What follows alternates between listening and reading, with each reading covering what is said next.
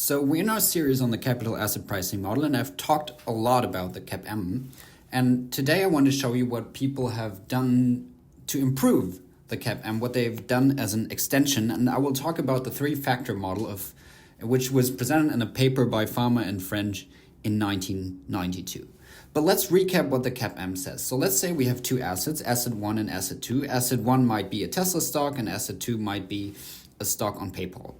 And asset 1 has an average return of 5%. So if I invest 100 euros today, on average, I get 105 euros in a year. And asset 2 has an average return of 10%. Now the question is, why do those assets have different returns? And the answer of the CAPM, or the answer of finance theory, is because they differ in riskiness or risk. Right?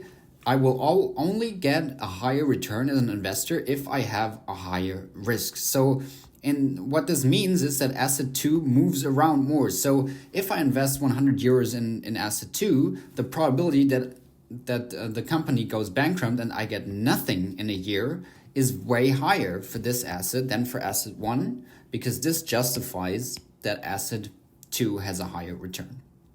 So the question now becomes, okay, how can we measure this risk? Which risk is actually important? And the CAPM has one answer to this. And the CAPM says everybody has the market portfolio. In other words, everybody has a portfolio that holds all assets that are available in the world. And the relevant measure for risk is how an asset contributes to the risk of the market portfolio. So if an asset is very risky, if it contributes a lot to the risk of the market portfolio, then it will have a high return. And if an asset is not risky, or it is inversely correlated with the market portfolio, it will have a low return. And what this implies is this. So if I want to calculate the return of Tesla, I just look at how is Tesla correlated with the return on the market, and I calculate the beta for Tesla. And if I want to know what the returns of Microsoft, I do the same, but I look at how Microsoft is correlated with the market.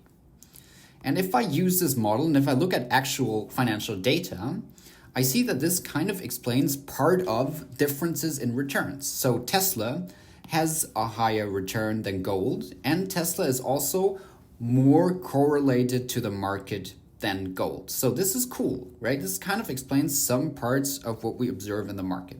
But there are also assets where we see maybe it's General Electric and Volkswagen. Both have a return of 3%. But maybe Volkswagen has a higher correlation with the market than General Electric. So there are also a lot of cases where the CAPM fails in practice. And this is where Fama-French come in. So Fama-French take this idea that an asset, that risk is measured by how an asset is correlated with the market portfolio, and kind of refine this definition of risk. And they say, and they look at the data, and they're a bit opaque on how they actually come up with this idea, but they say risk is actually not only determined by how an asset is correlated with the market portfolio, but it's also correlated by two other factors, which they call size and value. So if I want to know if an asset is risky and thus has a high expected return, then I need to know, is it correlated with the market? That's what the CAPM says. But I also need to know, is it correlated with size and value factors?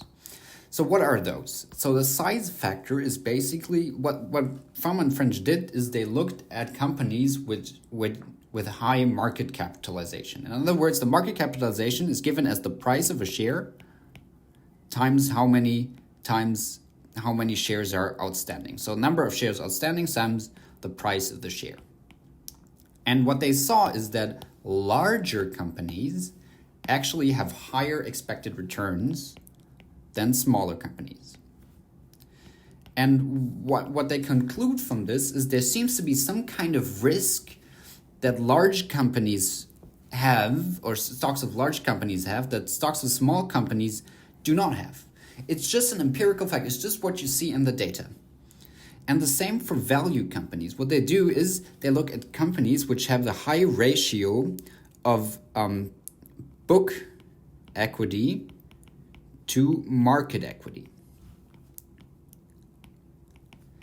And what they find is that companies with a high ratio of book equity to market ratio, of book equity to market equity, actually have higher returns than companies with low book to market equity ratio. And once again, they don't really have a theoretical explanation about why this factor actually shows some kind of riskiness. It just turns out that this factor does. So what do we have in the end? In the end, we have three factors: market size and value. And empirically, we find that all of those factors contribute to risk, and all of those factors actually explain expected returns.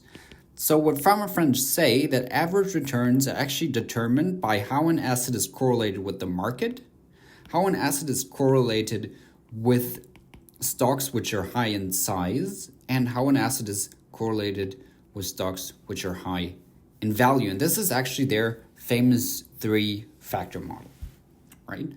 And turns out that this factor model can actually explain much better why some stocks have low and why some stocks have high average returns than the CAPM itself. So it's an extension of the CAPM in that sense. But to be fair, this model seems kind of, out of the blue. They just come up with those factors, and there's not really a systematic way on this. And actually, this model is pretty old. It's from 1992. So you can imagine that people have made significant progress on this and use a lot of more of advanced methods. And I can go into those if you want to.